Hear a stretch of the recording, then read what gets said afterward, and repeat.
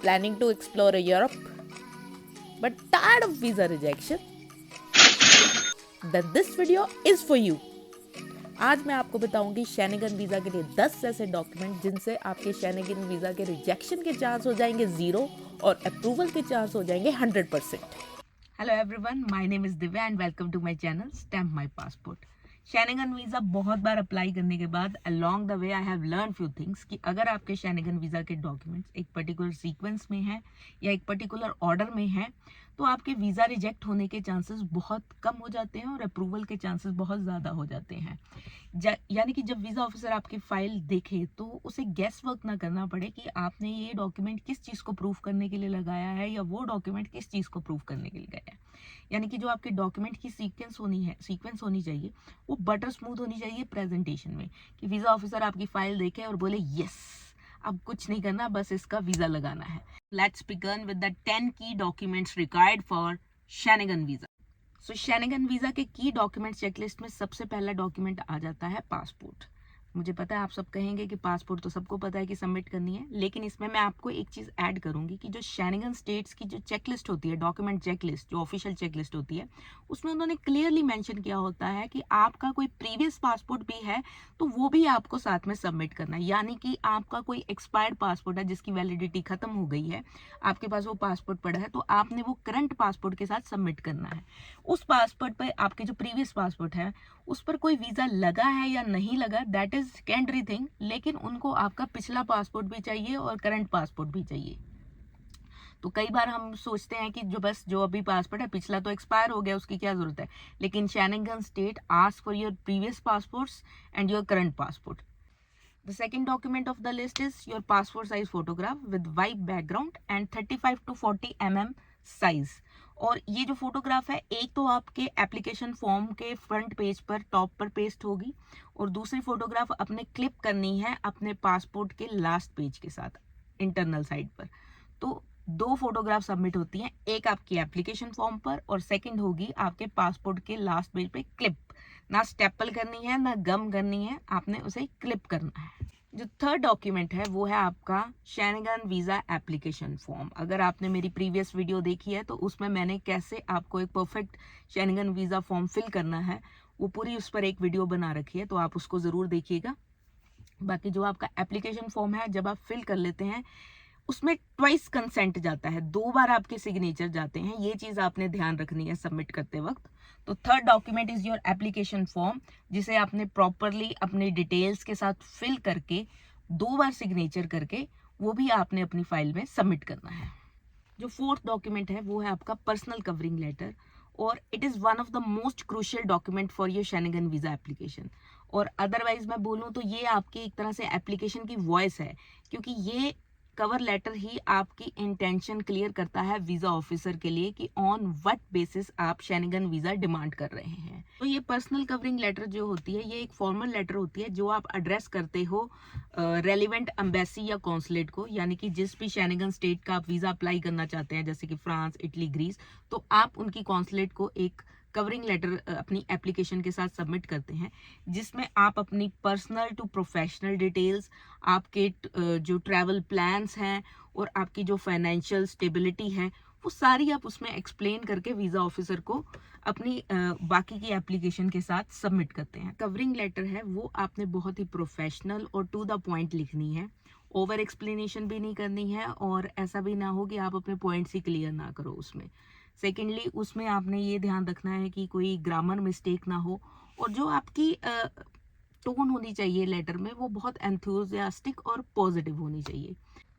Schengen visa covering letter अपने आप में ही एक ब्रॉड टॉपिक है जिसे बहुत डिटेल में डिस्कस करना ज़रूरी है अगर आप अपनी एप्लीकेशन सबमिट कर रहे हैं।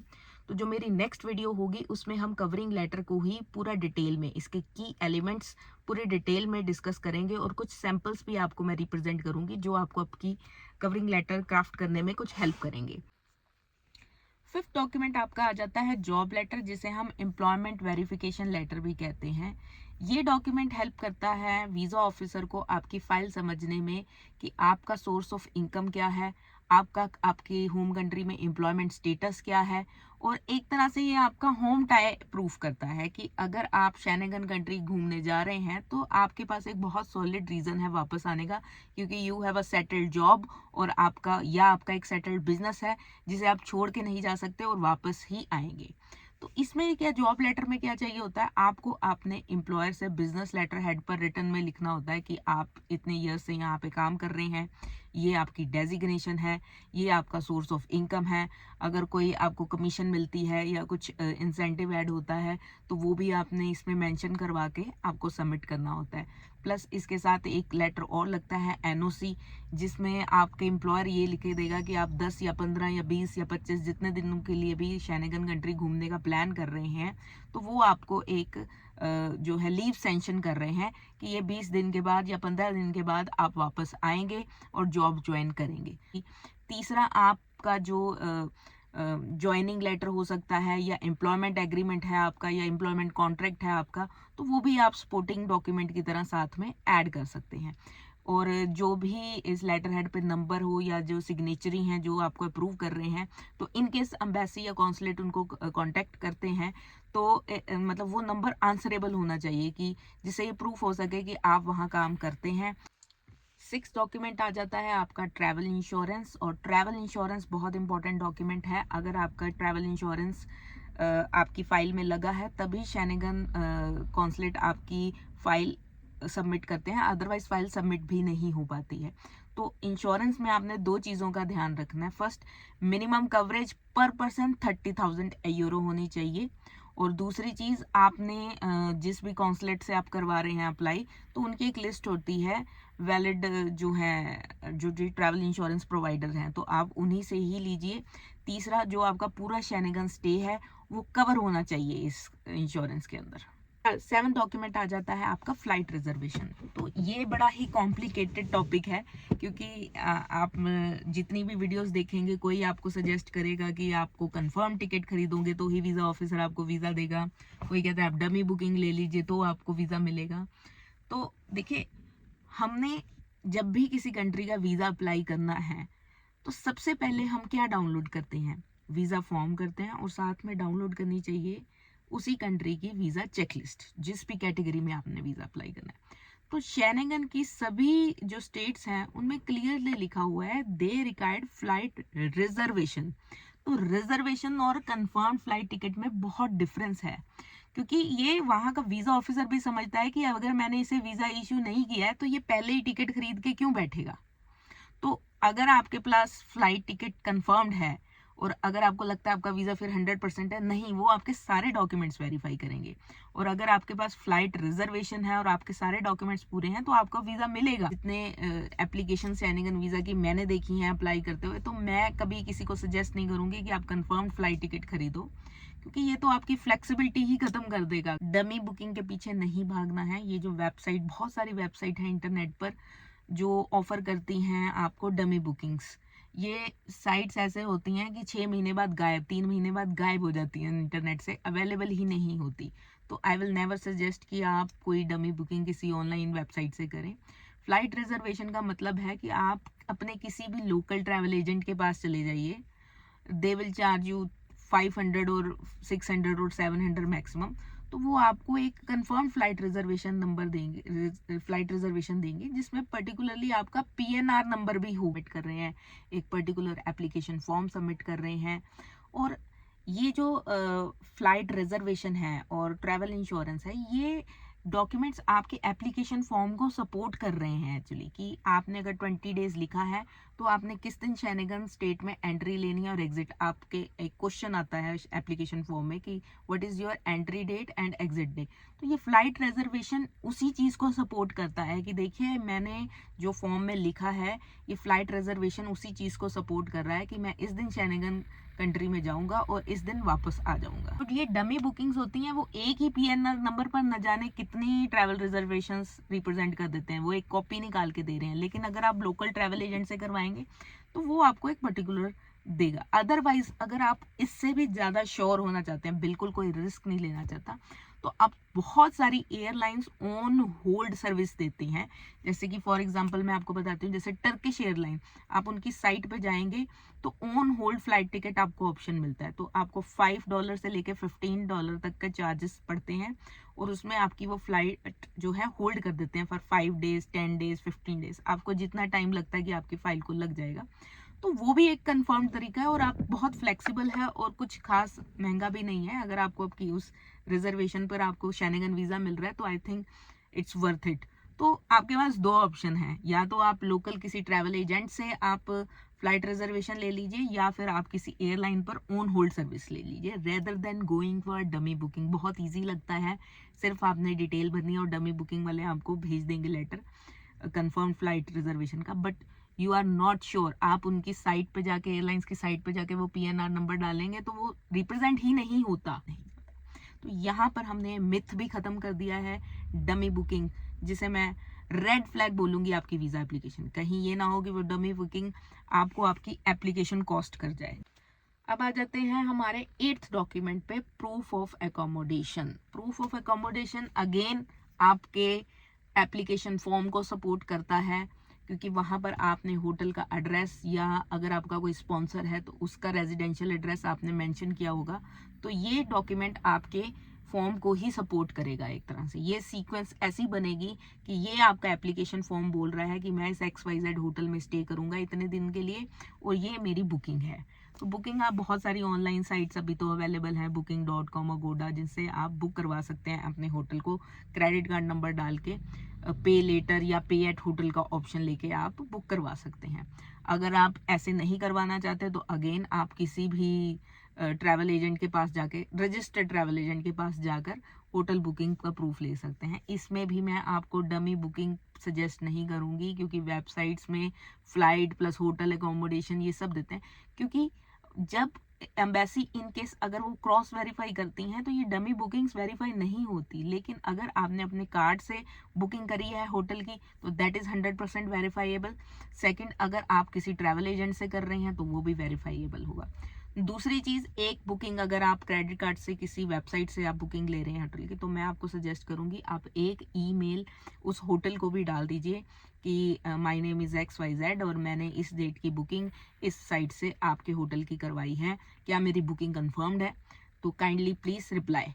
तो वो आपको एक कंफर्मेशन बाय मेल भी भेज देंगे। तो यानी कि एक बुकिंग आपके पास वेबसाइट की होगी, प्लस एक बुकिंग आपके पास डायरेक्ट होटल से हो गई। तो दूसरा ऑप्शन, अगर आप किसी ट्रैवल एजेंट से होटल की बुकिंग करवा रहे हैं तो उसमें भी आई सजेस्ट कि आप होटल को भी डायरेक्ट मेल कीजिए कि मैं मेरी इस होटल की बुकिंग है, और जो भी आपको ट्रैवल एजेंट ने डॉक्यूमेंट दिया होगा वो आप अपनी मेल में अटैच करके होटल को सबमिट कर दीजिए, तो वो उस पर आपको कंफर्म दे देंगे। यानी कि एक बुकिंग आपके पास ट्रैवल एजेंट की होगी और एक डायरेक्ट ईमेल आ गई होटल की। तो वीजा ऑफिसर के लिए बहुत क्लियर होगा आपका ट्रैवल प्लान समझना कि ये तो कंफर्म्ड है भाई, ये इस होटल में जाके रहेगा।